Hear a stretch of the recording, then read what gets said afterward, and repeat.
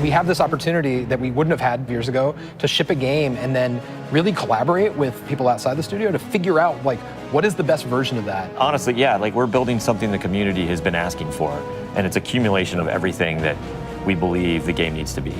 The upside to that is we're not holding anything back.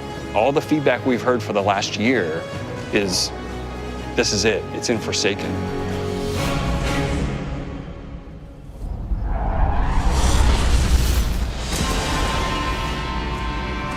We want this release to have a different tone and a different vibe. We sort of just embrace that Western revenge vibe. You're going to a darker place. You're going to take on a different role as a guardian. A barren landscape with like the asteroid vibe with like tumbleweeds. And I mean, that just sounded cool. Grit, man. I want to bring the dirt back. And what better way to start a story than to start it with a prison break? Right. Cade's been filling this prison with bad guys that are really bad. And so when it breaks, things can happen to all the world. First place you're going to go to is the Tangled Shore, which is a new part of the reef that you've never seen before. That's right, my friend. It's a collection of lashed together asteroids Yes. and rocks out in the asteroid It's belt. very otherworldly, and it's full of Pirates and assassins and bad guys. It's become a lawless place. It truly is a frontier. It's completely taken over. The most malevolent force there is the Scorn. They're very aggressive. They're always going to charge and push you. The Barons are the top dogs in the Scorn, and each one has gone back and like committed nefarious crimes. I think of it as the reverse Magnificent Seven, like the worst of the worst criminals. You are hunting down these different Barons. In fact, they're called Baron hunts. So one Baron is a sniper, and you have a sniper versus sniper battle with them. Another Baron is this big, giant, hulking melee character.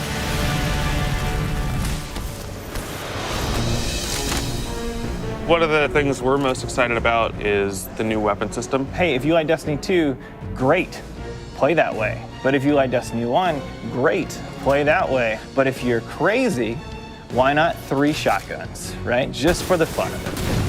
We need to have as many ways as possible, and then we need to have people fighting about it. Like, no, man, you f***ed up, you're taking the wrong weapons, or can I say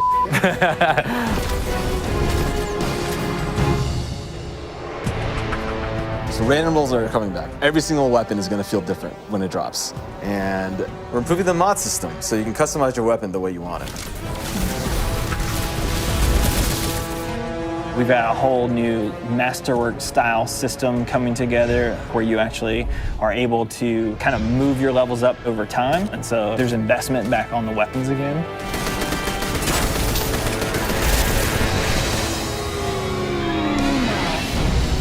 New supers, yeah, crazy new supers. What's your favorite? Fire knives are awesome, which is a different take on Golden Gun. We took a lot of inspiration from Rise of Iron, cast that thing. You got a huge hammer now, and you slam that thing down, and it sends out this fire in front of you that then creates a fire tornado. We gotta take it to the next level, you know? The idea that anyone who plays, however they play, they're gonna have some new way to engage. Yeah. I'm in love with the new Void Warlock teleportation that's like super anime, just like We've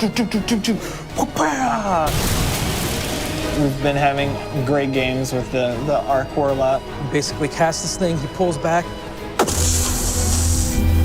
Yeah, and it's gonna break the game, and I think that's amazing, yeah. You know? We also wanted a new weapon type that felt meaningful, so we came up with a bow and arrow, which seems kind of crazy, but when you use it, you feel like godlike. It is utilitarian, it's fantastical, it's also sci-fi. So we have a short range bow, we have a medium range bow, we have a long range bow. We built this guy, which is like supposed to be super techy. You're like, why would you ever choose a bow in a game that has an automatic, machine gun? But boy, it's deadly. I mean, that's a nice machine gun you got there, buddy, but right, and then it's done. The biggest thing for me going into production on this game was like a new way to play, a new thing to do that like is new to Destiny. Let's see what we've got. We want to be able to give players what they want, but also surprise them. Gambit is a brand new mode. Destiny begs to marry PvE and PvP together. It's like adding bacon to peanut butter and jelly. You start off being able to see the other team that you're going to compete against, so you can taunt each other, you can emote. Each team is in their own separate arena, and they're being assaulted by combatants. They're dropping motes for you to collect, you bank them. When you put them in your bank, you're gonna send a blocker over to the other side. That locks their bank down. They can't put motes into it until they take out that blocker. Filling up your bank with the motes is how you summon your primeval. You burn it down, that's it, round's over. The interesting part is that we allow one person from your team to go over to the other side and physically invade. I mean, I've seen people that just hate PvP. Like, the first time they invade and they get multiple kills, they'll come back and they'll be like, suck it! It's awesome. We leave the raid team alone. I mean, if you can't tell, like, we just kind of let them do their own thing. But We have Joe over there. For this next raid, we wanted to get back to the epic adventure where you're going out to slay a big monster again.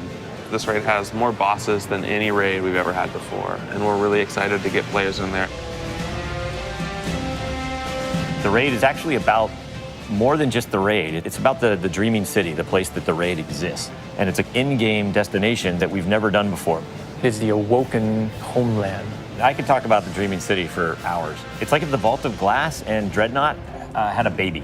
If they were like twins. Or the twins. Yeah, that's actually more accurate. Yeah, they're like twins. If, Yeah, like, yeah, yeah. It had twins, and then you took those twins and you put them on the doorstep of Peter Jackson, raised them as his own, and then that's the dreaming city. It is magical and weird and mysterious. It's designed to be a destination that has puzzles that you need to solve. A lot of hidden corners, lots of passageways that might not seem to exist the first time. And the raiders, they affect this destination. They change it for everyone. It's like this cyclical endgame place where there's just secrets and different activities that unveil over time. So the dreaming city that you see at launch is not going to be the same dreaming city 2-3 weeks later.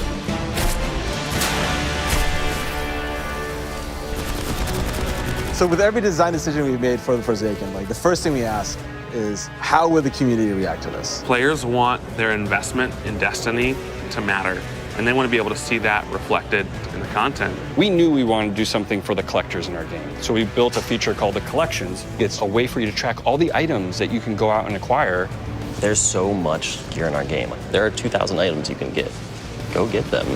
You can look at sets and you can say, I haven't filled out this set. What do I have to do to go get it? If I want to find like how many guns in the world, I can actually go look now. We also had a triumphs thing, which is just acknowledging your achievement. It like ties into records, it ties into lore. It's a thing that can help you drive like, hey, I want to do that. And if I do those things, I can get a title.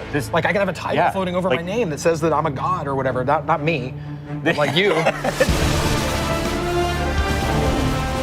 We wanted Forsaken to feel like a game that never ends. So we're going to reinforce the hobby and make the experience something that can be played night over night. We're changing the weapon slots. We're changing how the pursuits work. We're adding new features like the collections and the triumphs. We built Gambit. We've got a whole bunch of new weapons to chase, exotics that are really powerful. We have Lisa focusing on some sweet new exotic armor. Maybe we gone overboard, like dialed it too high. Or to go out there and collect in the world, exotic armor pieces to go out there and hunt. We're working on armor perks, random rolls, new mod system, new subclass pass. We're making Forsaken for people who love Destiny. Making a game that we can all love, that is the goal. That's what we're gonna constantly be pushing towards, always. Everything we're building is through that lens.